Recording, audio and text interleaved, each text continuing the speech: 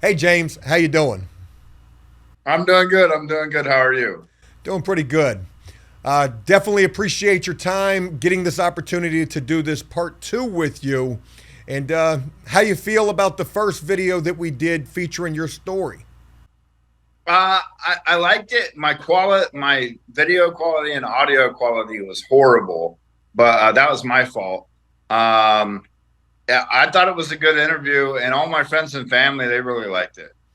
You know, Well, to bring anybody up to speed who may not be familiar, who may not have seen that video, you're a guy that served 15 years throughout the course of your life in the state of Ohio.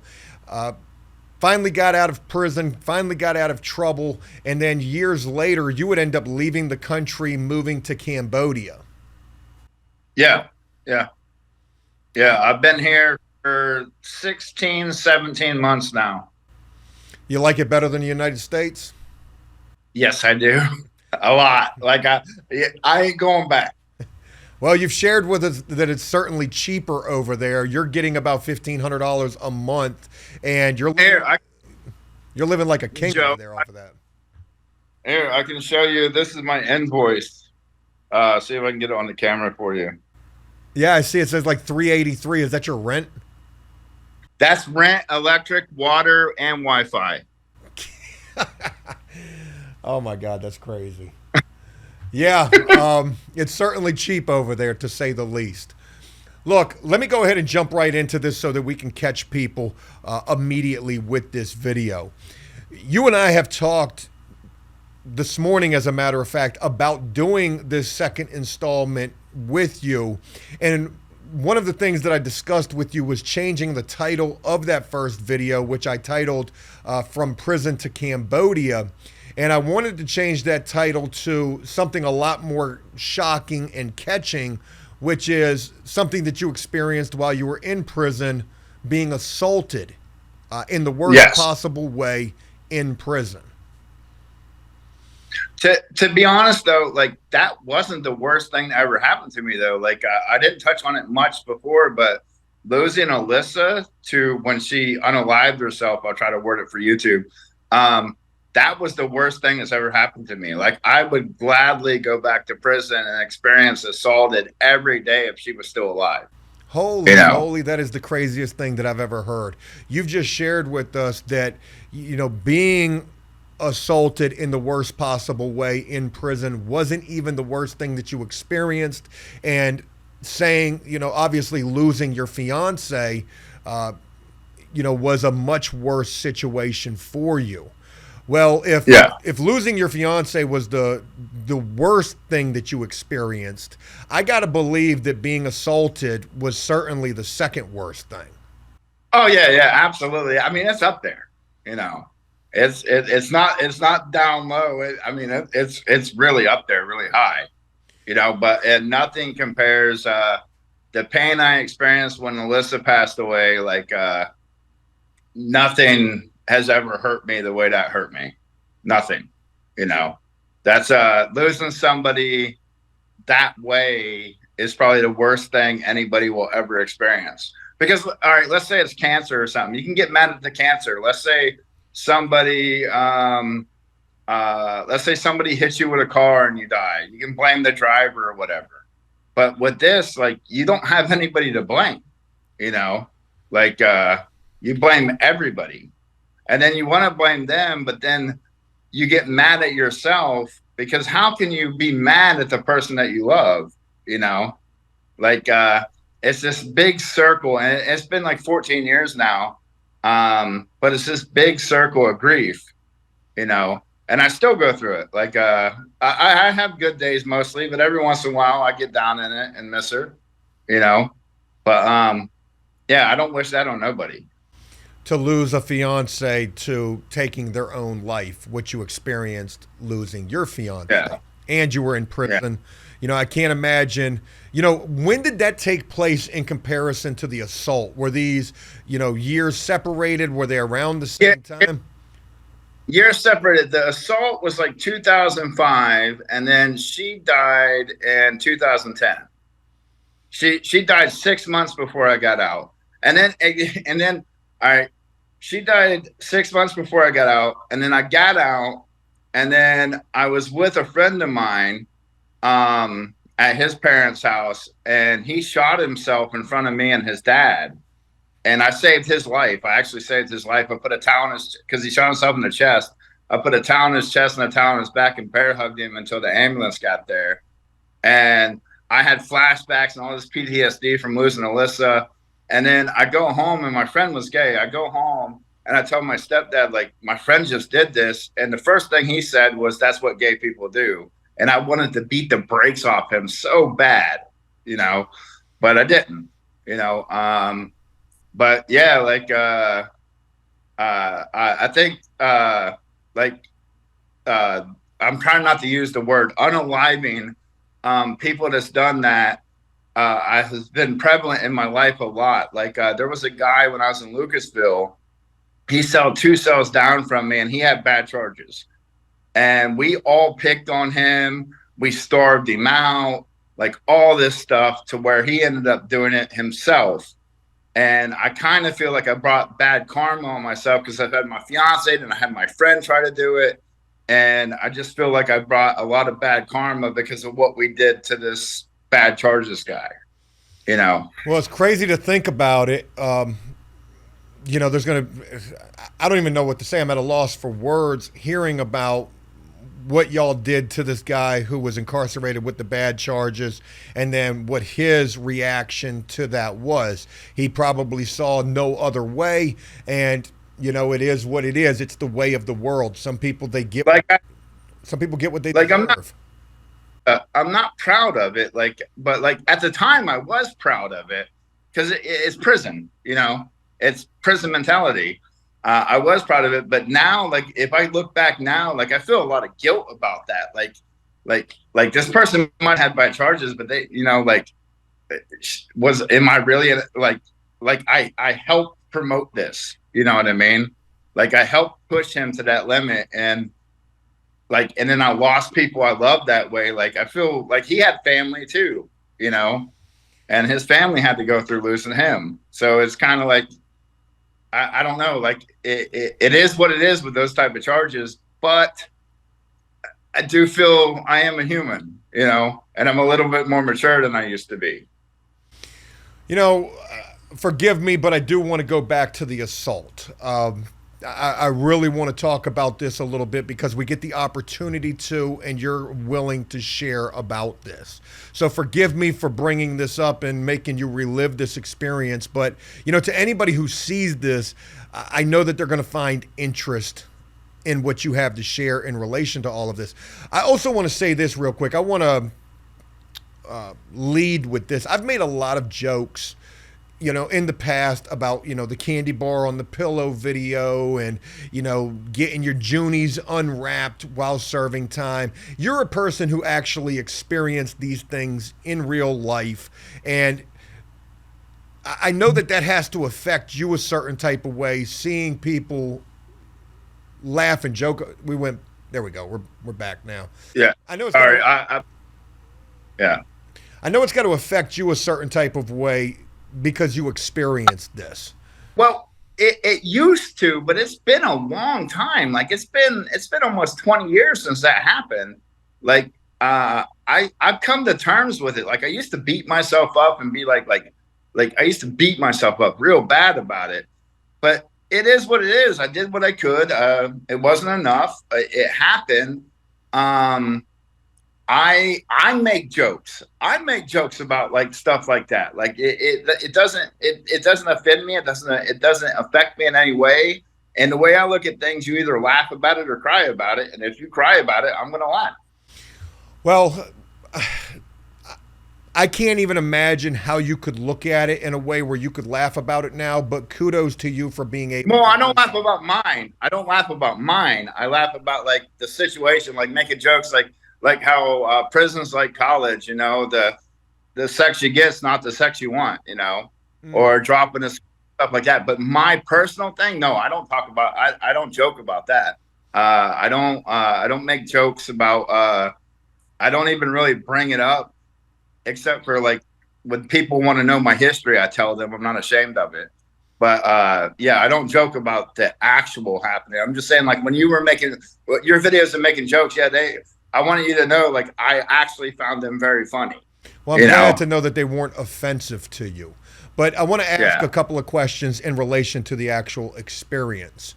This happens while you guys are locked down. I imagine that, there's other cells around you.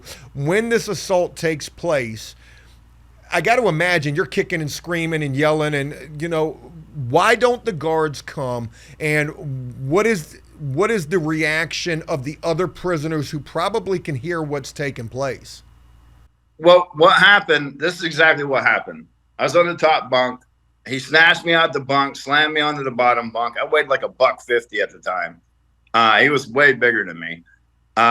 He grabbed me around the neck, and I tried to fight. And then he told me he was going to kill me if I fucking resisted. And I tried to fight, and then I just couldn't anymore. I didn't scream. I didn't call for the guard. I didn't want to be. Even though I did tell on him afterwards, I didn't at the time. Like when that's happening, you don't know. You can't plan for it. You know. Like I didn't scream. I didn't call for the guards. I didn't want to be like. I didn't want nobody to know. You know. And it happened. You know. Not like I'm not proud of myself that I told on him, even though he is a bad charge type of guy now. But I mean, like, I don't know. Like, it was either catch a case or like if I would have caught a case, I'd still be in there now instead of talking to you from Cambodia.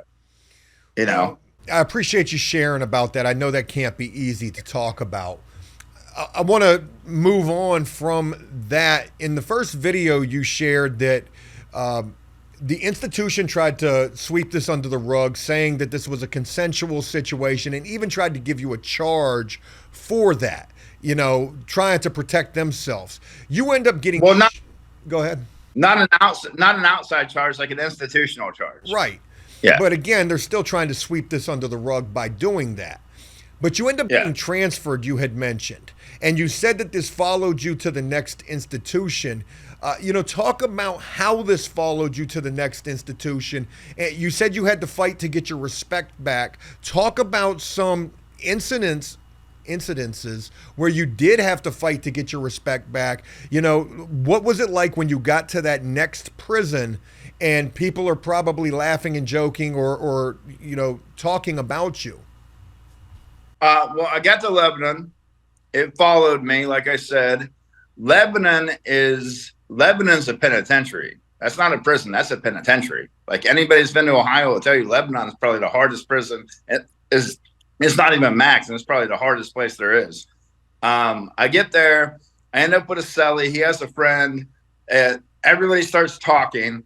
And then his friend comes over to the cell one day, and he slaps me in the face thinking I'm not going to do anything about it and runs out of the cell.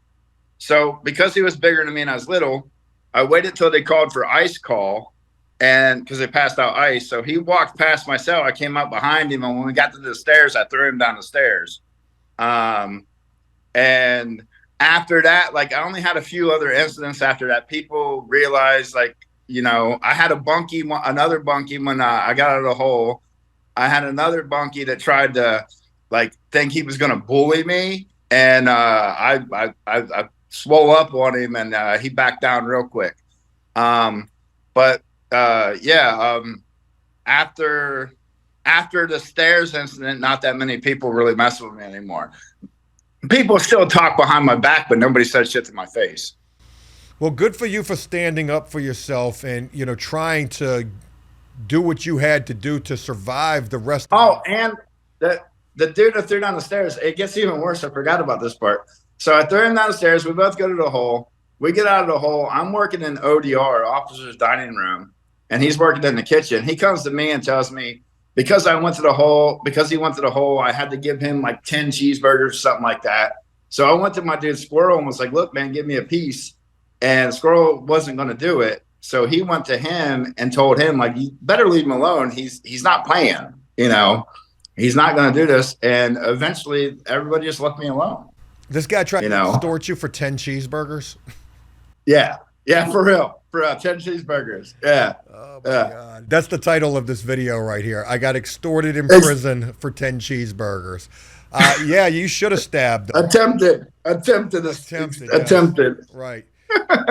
What a, after you threw him down the stairs, you go to the hole for that. People are probably like, okay, this guy's, a little crazy. We ought to leave him alone. Did you have any other incidences where people tried to push up on you in a relationship type of a way? No, no, no. And forgive me for Well, I am. Well. Here's the thing. Nobody pushed up on me, but I have had relationships because I am. I don't even have a label for what I am. I don't want to know gay, bisexual, whatever. I don't have a label. I'm just me.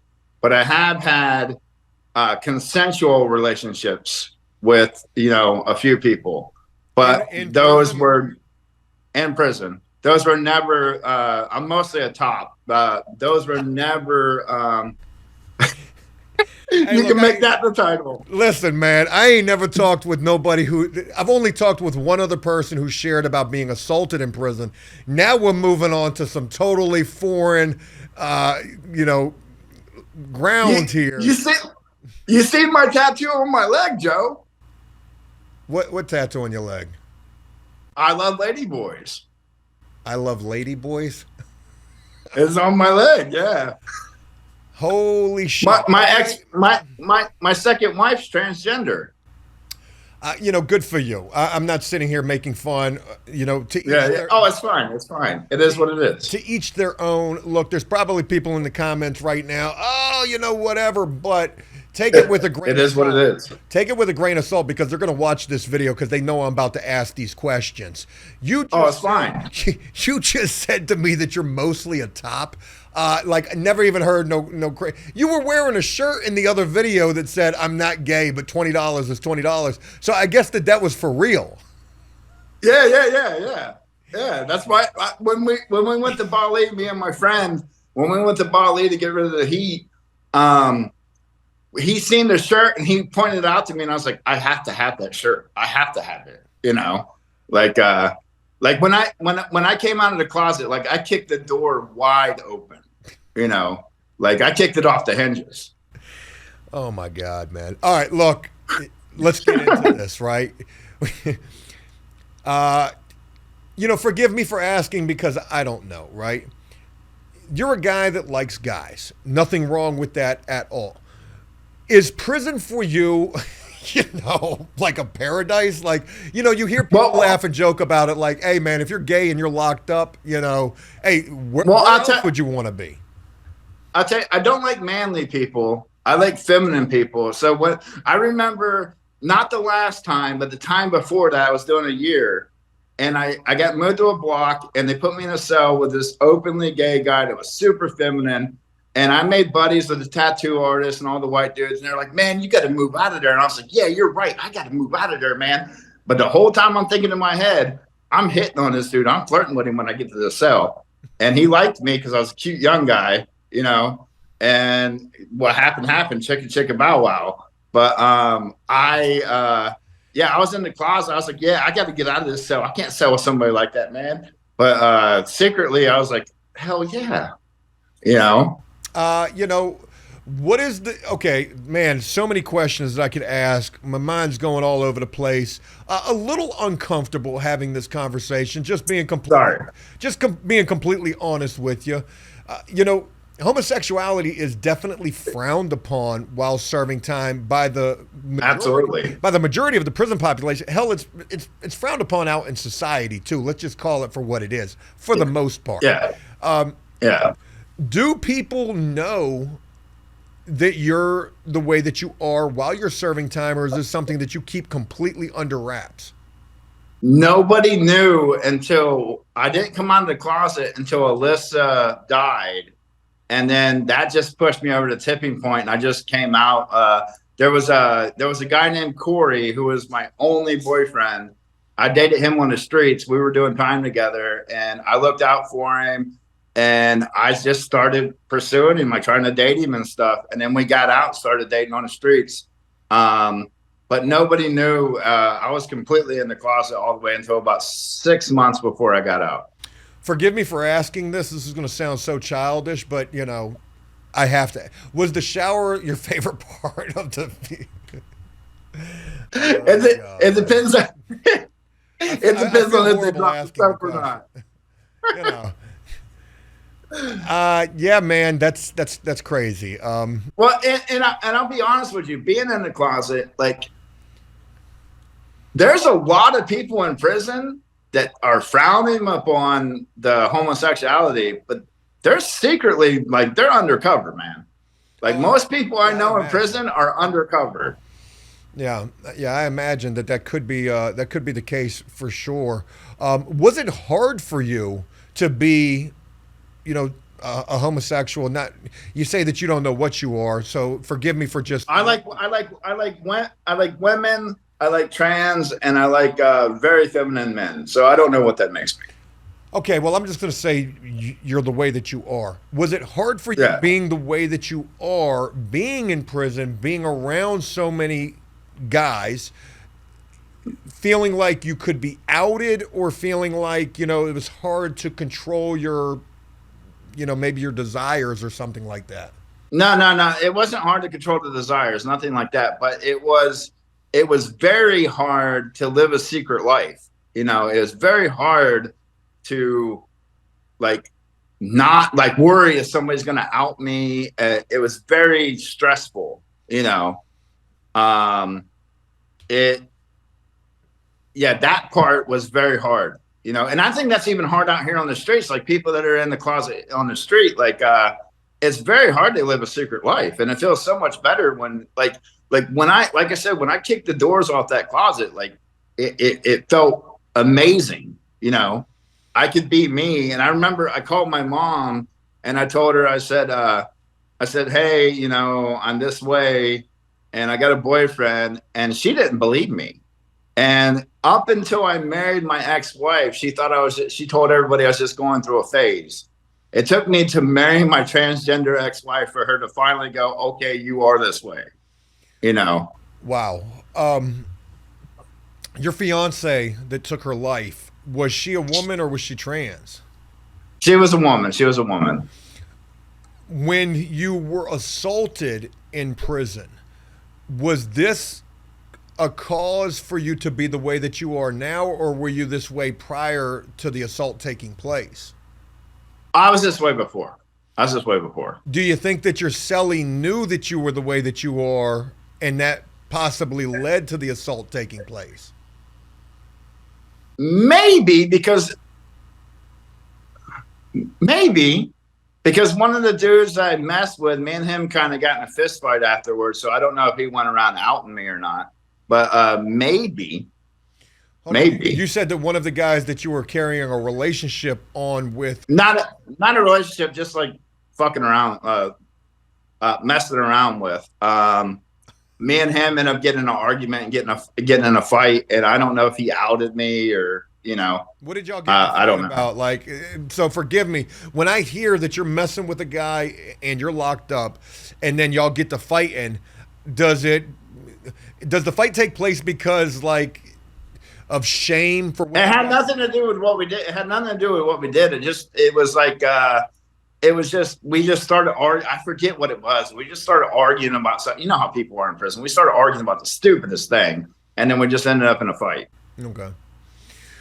Well, look, you know, I'm asking you 101 questions in relation to all of this, and I appreciate you It's sharing fine. about it because, again, two things that we don't get an opportunity to talk about: the Well, assault and then the if you were to lifestyle. talk to if you were to talk to any of my friends in Cambodia or America or my family, they'll tell you like I'm open about everything. Like I have no shame about nothing about me. I accept myself the way I am, you know, and I accept everything that's happened to me. I accept everything I've done. Kind of mundane question to ask here, but does is it harder to be in prison being the way that you are, do you feel, versus being just a heterosexual person? I think yes, it is. It is because here's the thing. people don't look at homosexuality the same way in prison as they do out here. Out here, there's different class. Like you're still a man out here, even if you're gay, you're still a man. But people in prison have this complex.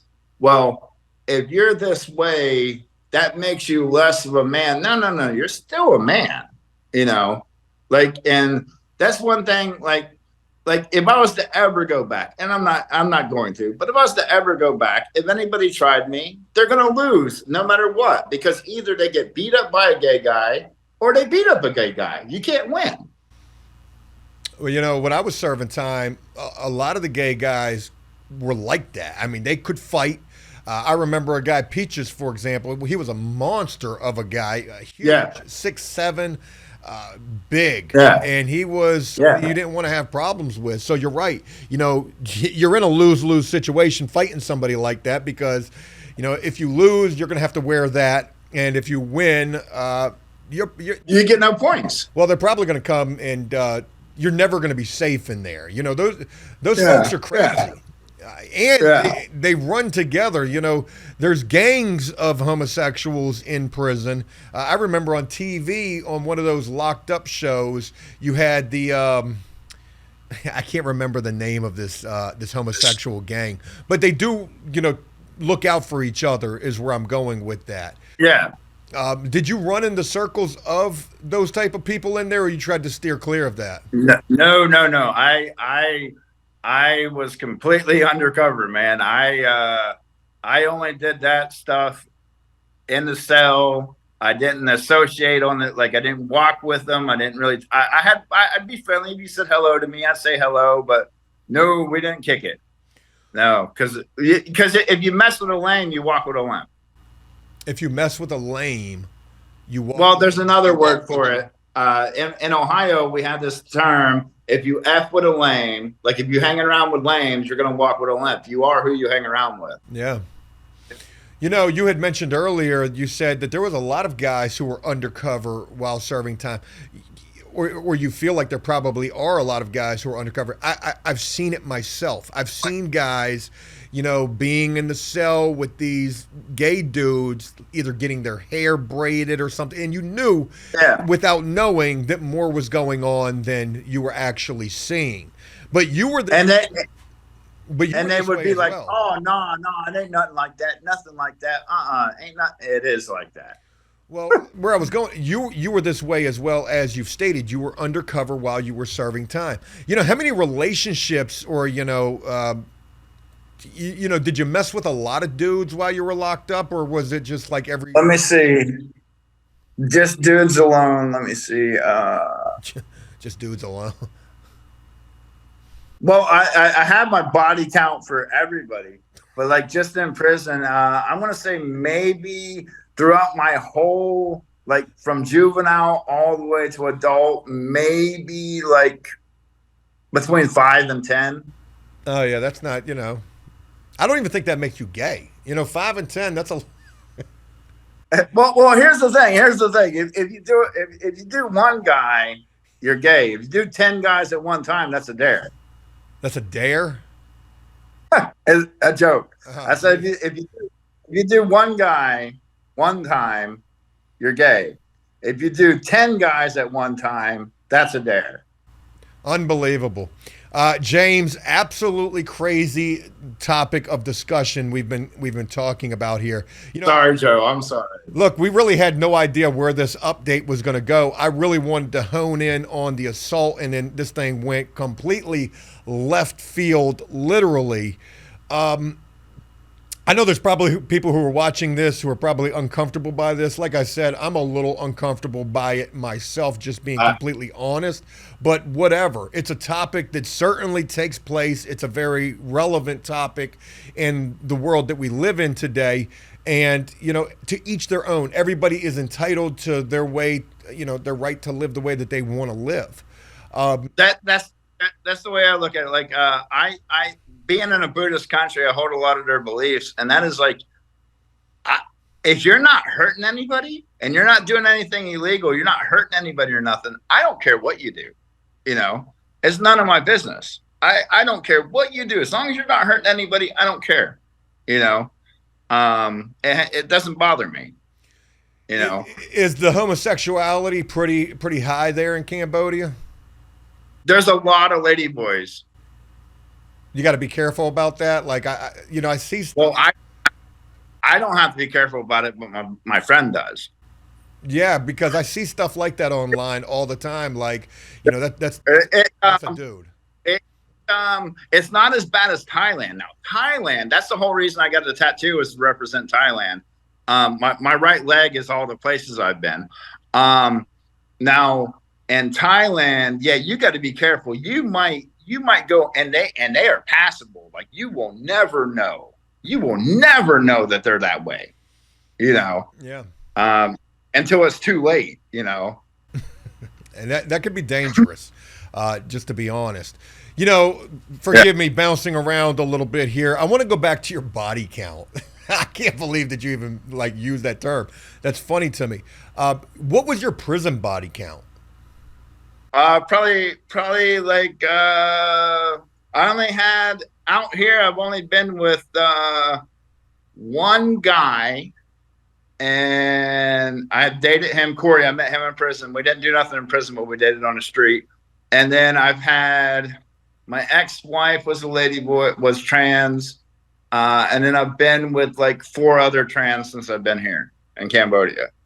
Well, no, in prison. What was your body count in prison? Did you have a body count? Yeah, maybe about about five.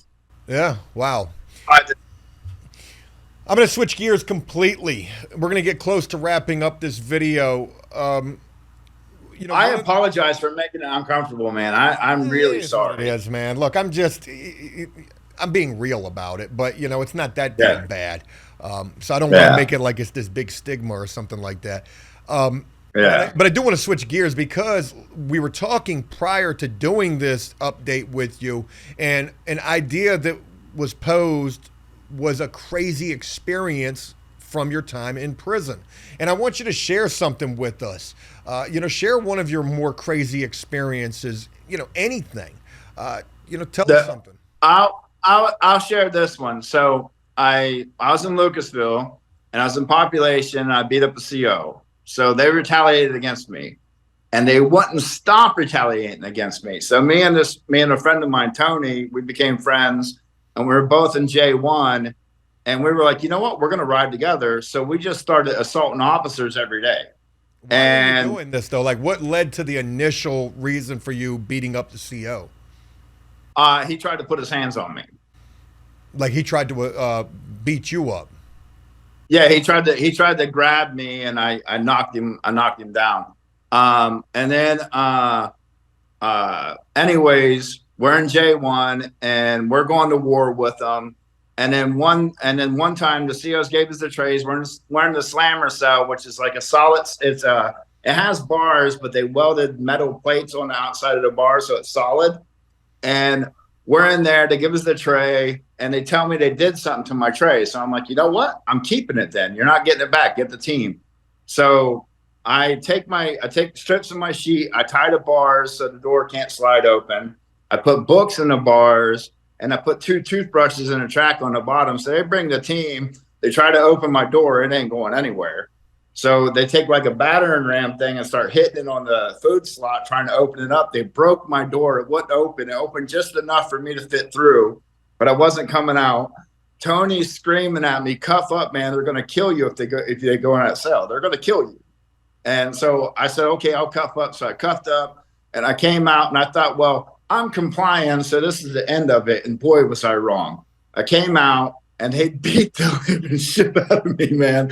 And they took me out on the range after they had shackles and cuffs on me. They took me out on the range, trying to break my wrist. I'm screaming because it hurts so bad. And then they cut all my clothes off me in front of everybody. And they take me and throw me in another cell with no mattress, no blankets, nothing for 2 days to try to get me to tap out. I behaved for 2 days. Once I got my property back, me and Tony cranked it up again, and eventually they left us alone. Yeah, man. You go to war with the COs. That could be a never-ending battle right there. Yeah, yeah. I was young and stupid, and what it is because I was assaulted by the inmate. I had this complex of I'm never going to let anybody victimize me again.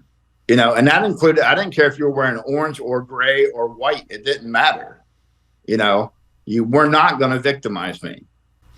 Do you feel like that situation like really screwed you up for life? Yeah, yeah. Like we talked about, I'm schizophrenic, and like I got PTSD, and I think I'm a good person now. I think I'm a really good person now that's just done bad things in the past. But like, yeah, that still haunts me. Like I'm not like everybody else, like go ahead. You've experienced something that most people never could or would or even imagine experiencing. Yeah, I have trauma on top of trauma on top of trauma. Like I still deal with it the best way I can. Oh, we talked about last time we talked. You asked me about the mental health here. What I do, because it's hard to find a therapist here, I'm gonna start doing BetterHelp eventually. But what I do now is I use an AI chatbot and I have it act like my therapist, and it works. It's actually a pretty good therapist. It's kind of like a diary that talks back to you. Yeah, that's crazy right there. Man, with AI taking over the world, to think that you're getting therapy from AI, it's not going to be Yeah. long before the human race is wiped out by Yeah. Terminator, is what it's seeming Yeah. like. Look, Yeah. James, I want to go ahead and wrap this thing up. I appreciate you doing this update with us and sharing so much of, very taboo subjects that most people are going to, find to be uncomfortable and hard to hear. As we wrap this Yeah. up, anything that you want to share as we get to the No, end of I this? just I want to say, like, I know this went. I didn't plan on this at all. I didn't plan on this. The conversation just kind of went that way. Um, but I do apologize for making you feel uncomfortable No, in any don't way. apologize at all, And, because let and me tell you something. Watch what I tell you. This video is probably going to end up getting some views. I hope that it does. I'm going to title it in such a way that hopefully it does. It is very taboo. There's nothing to apologize about for this. Like I said, I appreciate your candidness and willingness to share about these things. all right, thanks, Joe, man. Heck yeah, man. Well, look, James, I'll keep in contact with you, and maybe we could do another follow-up with you. And I'll make sure we don't go off the rails on the next one. No, let's absolutely go off the rails. That's what people want, okay? They want this thing to be a train wreck, literally. Yeah. Look, James, hey, take care of yourself. I'll talk with you soon, and I appreciate you doing this. Oh, but before you end it, do you people were asking, do you want me to do a real quick walkthrough? Oh yeah, show us the place. Yeah, let's see where you're living at. Let me flip my camera if I can. There it is. All right. So this is the living room. Pretty small. And then, yeah, it's small. It's good enough for one person. No, and yeah, there's for the sure. balcony. Wow. What is that? There's my. Is that a closet outside? I saw some clothes hanging up right there. No, I wash laundry. Oh, There's okay. there's no such thing as dryers here. Oh, okay. Well, for $380 a month and all utilities included, was this a furnished place? Yeah, it's furnished. All places are furnished. Oh, that's nice. That's a good sized bedroom right there. Yeah. Aircon. And then let me see. I hope I don't lose you. And then the bathroom. Yeah, that's nice. Yeah. And then let's see if I can make it to the edge, and I'll show you this.